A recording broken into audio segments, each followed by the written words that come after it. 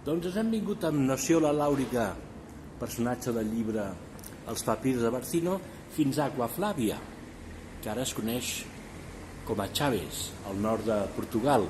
a la zona de Trás-os-Montes, la zona més muntanyenca que fa frontera amb Orense, amb l'Orense espanyol. Bé, doncs hem vingut a conèixer Aquaflàvia i hem vingut a conèixer el nom, el per què té aquest nom i el per què són aquestes termes medicinals que ara us passo a ensenyar. És unes restes espectaculars de les quals s'ha descobert aproximadament un 50 o un 60%, a la qual podem observar aquestes termes medicinals en molt bon estat de conservació.